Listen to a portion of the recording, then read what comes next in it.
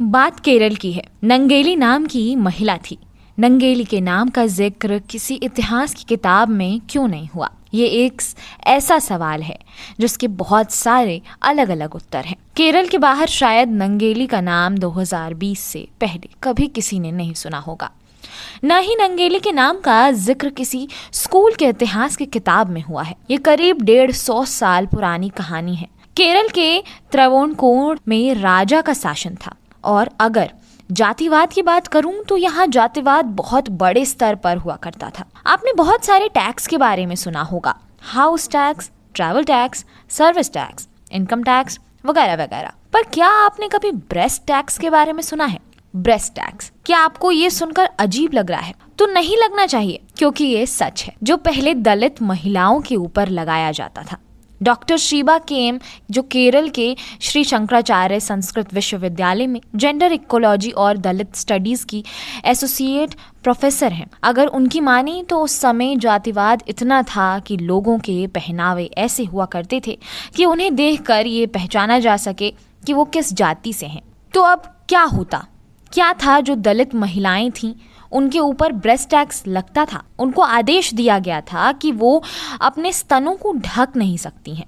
अगर उन्होंने इस आदेश का उल्लंघन किया तो उन्हें ब्रेस्ट टैक्स यानी स्तन कर देना पड़ेगा। ब्रेस्ट टैक्स का मकसद बस इतना था कि जातिवाद का वो खोखला ढांचा बना रहे। दरअसल ये कर था ही नहीं, ये तो उन औरतों की निचली जाति में पैदा होने की सजा थी, जिसको शायद उन्हें हर रोज अलग अलग तरह से चुकानी पड़ रही थी। नंगेली भी दलित समुदाय से ताल्लुक रखती थी, और यहाँ लोग ज्यादातर खेतिहर मजदूर थे।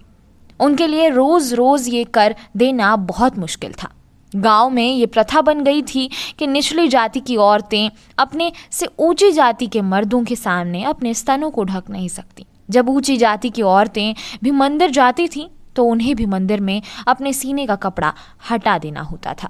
पर निचली जाति की औरतों के सामने तो सभी मर्द ऊंची जाति के ही थे, तो उनके पास स्तन ना ढकने के अलावा कोई विकल्प नहीं होता था।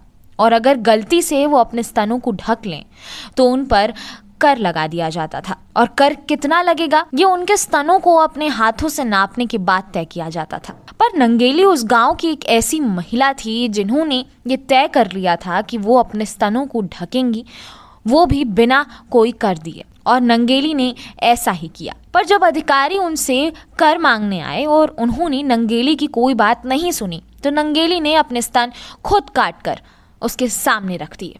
लेकिन इस साहस के बाद खून ज्यादा बहने से नंगेली की मौत हो गई। ये भी बताया जाता है कि नंगेली के दाह संस्कार के दौरान उनके पति ने भी आग में कूदकर अपनी जान दे दी थी। केरल के छेरथला में अब भी इलाके के कुछ बुजुर्ग हैं जो पूछने पर उस जगह का पता बता देते हैं जहां नंगेली रहा करती थी।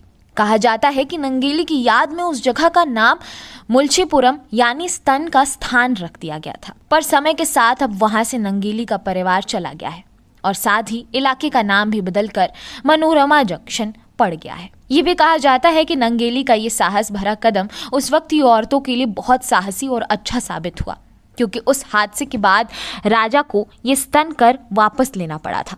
पर नंगेली का क्या? उसे अपनी जान से हाथ क्यों धोना पड़ा, और इतिहास में इसकी इतनी जानकारी क्यों नहीं है? ये भी एक बड़ा सवाल है।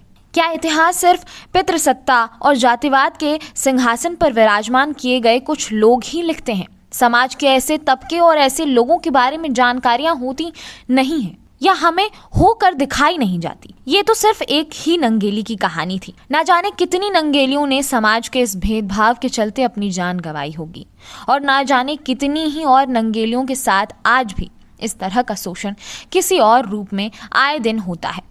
शायद एक दिन तो कभी ऐसा आएगा जब ये अपराध होना बंद हो जाएगा।